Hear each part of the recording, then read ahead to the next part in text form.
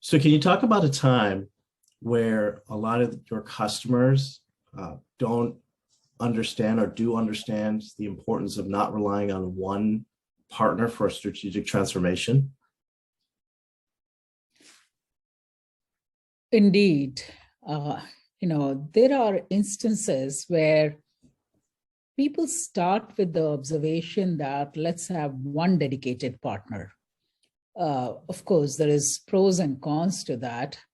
When you look at these kind of strategic transformations, the idea of having one definitely allows you to have one neck to choke, if I put it that way, and also one neck to promote. The continuity, the successes you get with one partner can then be replicated. However, whenever partners are actually relying on one, especially with the attritions and the kind of overall situations with the transformations being very, very multifaceted, there's always a benefit in terms of having at least a backup partner to begin with, who can actually be providing like a hybrid team to the primary partner. And now, of course, there are multiple models that you can work with. So this is one model where it's a hybrid team. And that way you get the benefit of having a backup. There is always resources, great talent that can be received from either the primary or the backup partner, because at the end of the day, it's a hybrid team. They work uniformly. Another option is really to have the second partner as a secondary partner, not so much as a backup partner. What the secondary partner does, let me define that better. What they do is they're given a certain scope of the work in the transformation program. Now, using that scope, the success criteria are clearly defined. The SLAs are clearly laid out. So there is no blame game whether the primary is not doing enough or the secondary is not doing enough. Each one's scope is clear. And this is where the partnership aspect of how the integration will happen between the two becomes even more critical, which then is governed by a program management office. So that, remember what we started off in the beginning, Rav, is the two teams have to work as one team, one uniform team. It's one family delivering towards the customer success. So the program management office becomes a critical value add factor to ensure that each of the teams is providing the right output. And the third model, which is also very, very useful, is there is no primary, no secondary, but really a few of the best specialist resources are taken up from, it can be even more than two vendors, and get those vendors to provide the best possible resources. And taking an example, you can have certain good specialists in CRM, certain good specialists in ERP, depending on where your focus area for the program is. But that pool of resources then becomes your extended team. And again, the program management office becomes a critical factor. So I've seen at least these three models very, very successfully implemented, whether it is in smaller enterprises or it is in very large multi-billion-dollar transformation programs, which run over a good 1 to 3 year period. That's really great. I've heard the one neck to choke, but I've never heard the one neck to promote. So that's a really nice, positive spin on it. And in the three models described, right, we commonly see, these big top four firms being picked up to run the primary. And then you said the term backup. And the second model, you said it's a secondary. It's almost like a in parallel specialized partner. And the third, you're talking about where their niche And the third, the partner has a pool of resources that you can pull from in kind of a fashion. So these are all great three models. How does Straulen typically on, let's say, a 1 to 2 year project for a large enterprise, Fortune 100 company, what have you seen success in, and how do you recommend working if as a secondary partner? Well, first of all, on reflecting on your comment about one neck to promote, the world is changing very, very fast. Long gone are those days when a vendor was just a vendor, a reactive entity controlled by the customer. Now it's a partnership, and clients realize that, and the vendors, and I really want to stay away from the term vendor. The partner also realizes that. It's a wonderful handshake the two teams together do in order to make it one team, one goal, and all rewards and risks well shared. And this means also incentives are many a times given to the partners for risk reward sharing so that the program is a success on budget and on time. Coming to your question, I think this is a very, very interesting one. And you particularly asked about Straulen and how we do it. From the size standpoint, I mean, certainly we are in the growth trajectory. We are not huge as many of the other partners, and that comes over time. But what we focus on is not the size of a company. As a partner, as a quality partner, we focus on getting the best of breed teams. In fact, smaller sizes are better. A partner can come with 100 resources. But remember, whenever there is 100 resources, there is so much more administrative task to kind of manage that. And the costs go higher up because there is layers of then multiple management people who are then put in also by the partner to kind of manage that 100 people team. So for us, small is better, but small with good quality is the way Straulen likes to go.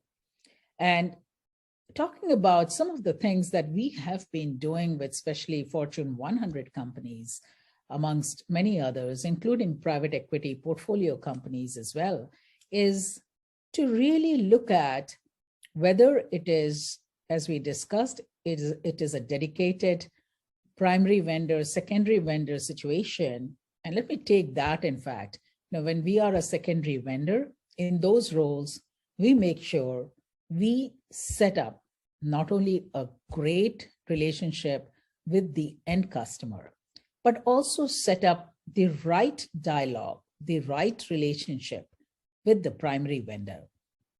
And that's because we care about our customers. We care about the success the customer needs to receive from us as a team. And they love that. I'm telling you, they're so thrilled. They call us as a breath of fresh air. They say, hey, this is wonderful. You guys are being very neutral. You are giving us the right kind of trusted advice. And you're also helping us stay on our toes. And that goes without saying, whether it is Straulen team, whether it is the other partners team or the client's team. It's at the end of the day, like I said, it's an interconnected matrix that delivers through the various milestones of the program to ultimately call it a go live, a success, a deployment that makes operations really go better, faster, instead of all the hiccups and the handoffs. In fact, the business case that really made this particular business transformation become a program. That's great. So you guys structure it in a way where it's not the primary client, partner one, partner two. You see it as a whole team. So you see the primary goal is the success of the client as the entire organization and all the partners associated bringing them. Do you have an example where Straulen has been working with a partner with, let's say, and a client where the partner has done maybe the the larger portion of the strategic transformation and Strahlen is taking additional scope? Do you have examples of that? Quite a few by now. It was definitely an area where we ourselves come in and offer what kind of scope we are ready to take. And in those areas, an example specifically to, again, talking to some of the clients here in North America, is the transformation program required larger number of hands or doers to do the implementation. Now, when we started just about a year back, we did not have enough of the staff strength. And we really wanted to make sure that we give employees, our own employees who are nurtured, who are really trained in our center of excellence before they are put on the client work. And that makes it so much more easier for the client. And this is one of the clients saying it to us, hey, most of the partners really require a lot of ramp up time. Now, almost 4 to 6 weeks of the client's time goes in ramping up the partner's time, the partner resources time. And we therefore train our people, get them inducted in the kind of work they will be performing. And when they join, they are very ready. Within a week of understanding the context, they are performing. And in this particular situation, we took up the role of program management office.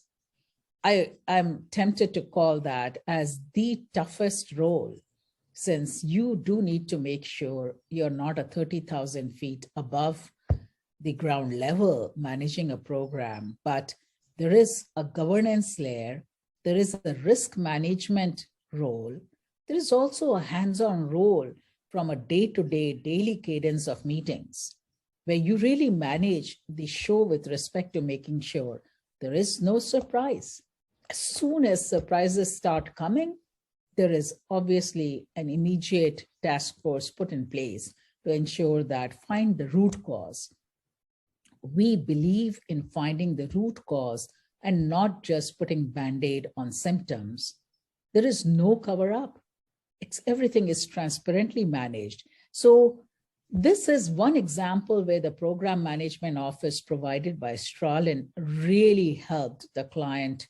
We are doing it right now on the job to really make sure that we are proceeding through each and every week, each and every day of the program towards the respective milestones.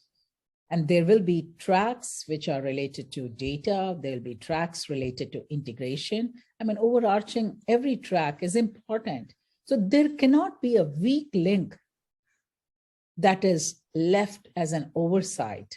That's our responsibility.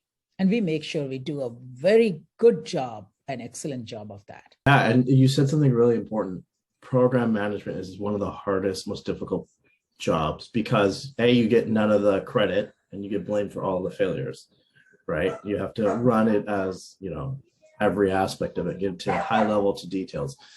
I've known Strahlen to be really great at program management, to build out, training programs. Where do you have examples where, let's say, like a large partner is executing, again, another larger piece of the strategic transformation, and again, it's modeled your scenario two. You have the client, partner one, and secondary partner two. They both report to the client, but it's a team, as you described, where maybe the larger partner is having problems, not performing well. Do you have an example where Strahlen has come in and brought the project either back on budget, on schedule, or been able to really kind of mitigate some of the overcosts that are going to happen if it continues to go down that path? Sure. So in model 2, with the hybrid team that we spoke about, again, there is every attempt. The idea is not to have any of the partners fail, whether it is Strahlen or it is the other partner, the larger, if we call it that way.